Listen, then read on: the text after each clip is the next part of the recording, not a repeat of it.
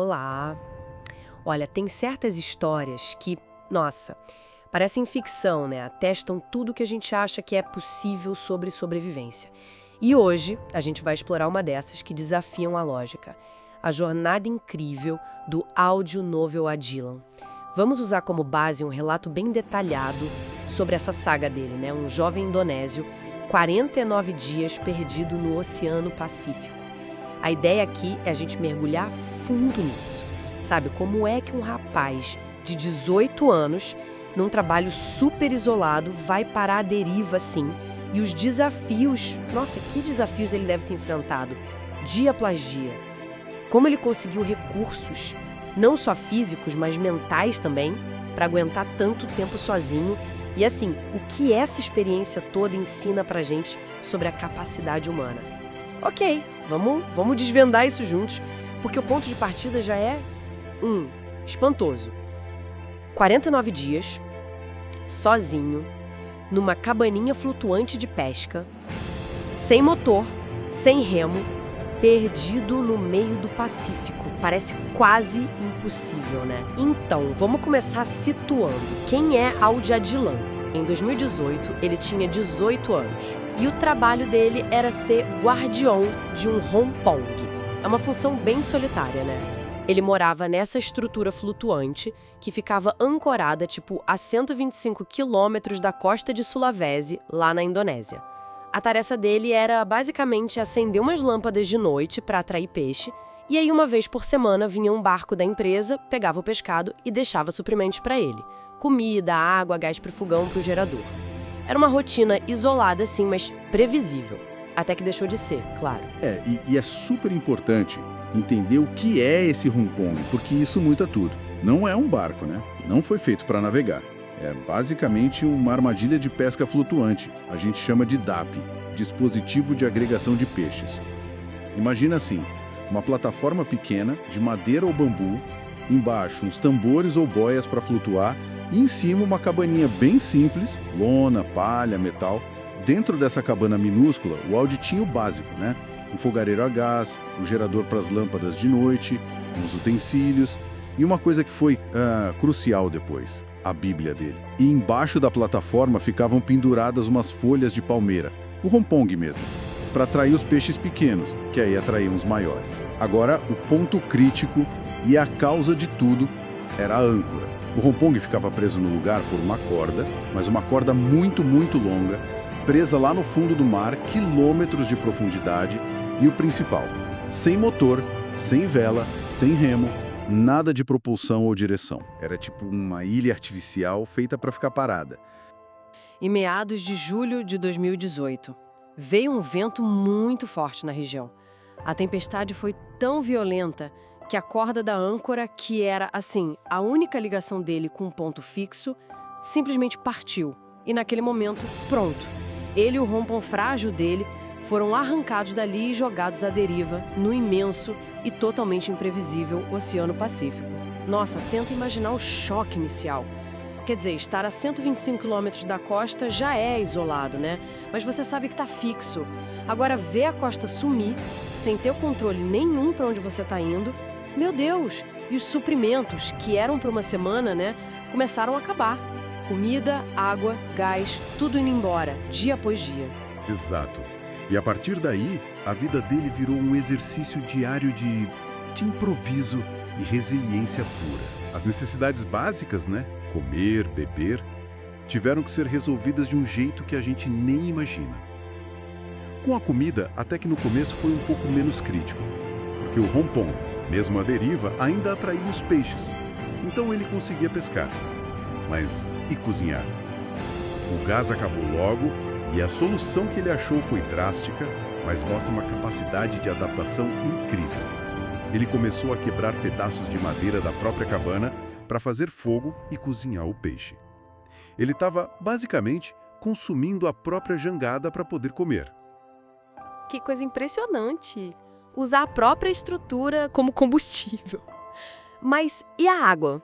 Isso sim, no meio do oceano, salgado, a água doce é mais crítica ainda que comida, né? A água foi, Cônia, sem dúvida nenhuma, o maior desafio. E onde ele correu os maiores riscos. Ele tinha sorte quando chovia, claro. Aí conseguia coletar a água da chuva. Mas teve muito tempo sem chuva. E aí, nesses momentos, ele apelou para um método, assim, desesperado e muito perigoso. Ele tentava tirar o sal da água do mar, filtrando pelas roupas dele. Várias vezes. Mas isso funciona mesmo ou é mais psicológico? Não é um risco gigantesco que ele correu? É um risco imenso. E a eficácia é mínima, quase zero. Filtrar por tecido não tira o sal dissolvido, né? Tira talvez uma sujeira maior, pode dar uma sensação de que está fazendo algo, mas a quantidade de sal que ele ingeria ainda era perigosamente alta.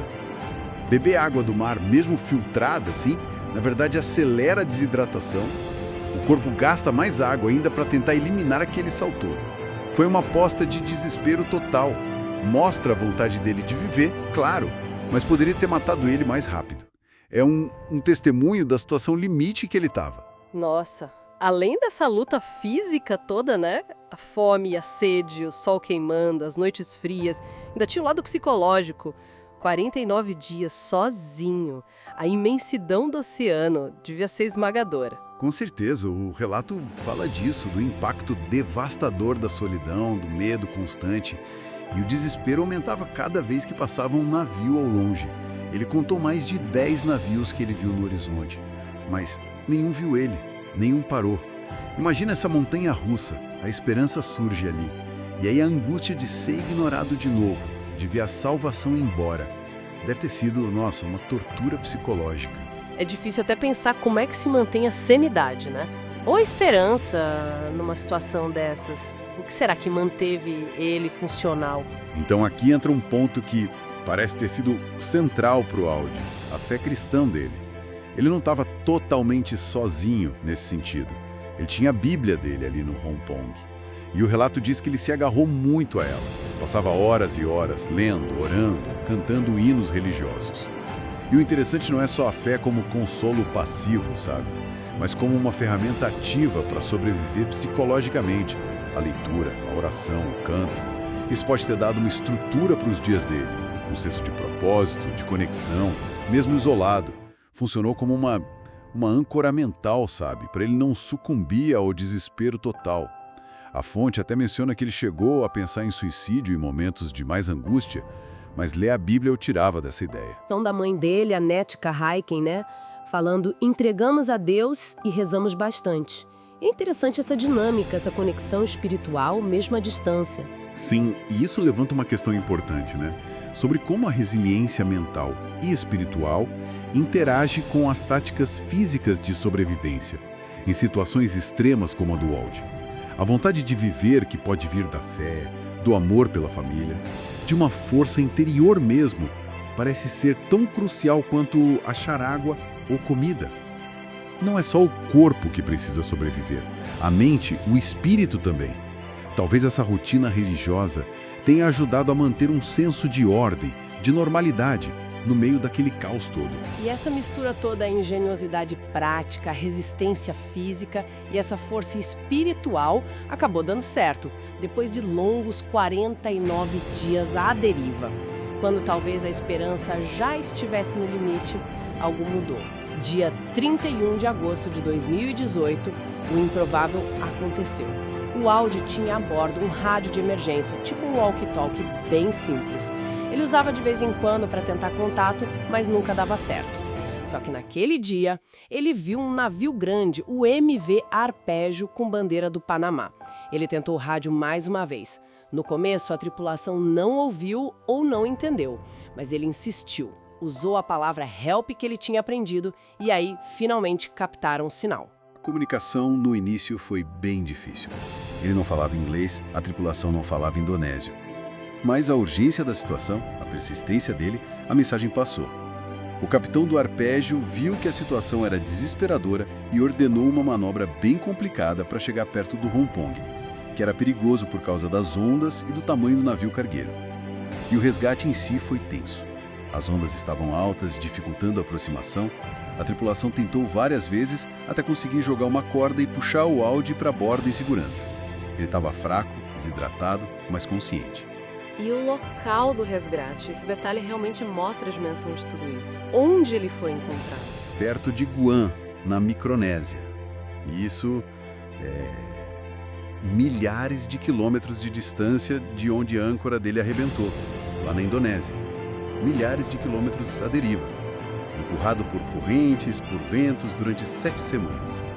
Se a gente conecta isso ao quadro geral, nossa, a distância é absurda, mostra a força do oceano, né? E a improbabilidade incrível de ele ter sido achado justo ali, naquele lugar remoto, ficar tanto tempo à deriva e acabar numa rota de navio onde foi visto.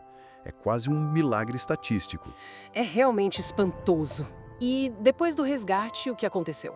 O MV Arpegeu levou ele para o próximo porto, que era Tokuyama, no Japão. Lá no dia 1º de setembro ele desembarcou e finalmente recebeu cuidados médicos adequados. As autoridades japonesas, o consulado da Indonésia no Japão ajudaram na recuperação e na repatriação dele. Ele estava bem debilitado, claro, mas se recuperou bem. E aí, finalmente, a volta para casa. Sim, no dia 6 de setembro, depois de resolver tudo e ele se recuperar um pouco, o Audi pegou um voo de volta para Manado, em Sulawesi, na Indonésia. O reencontro com a família. Nossa, imagina.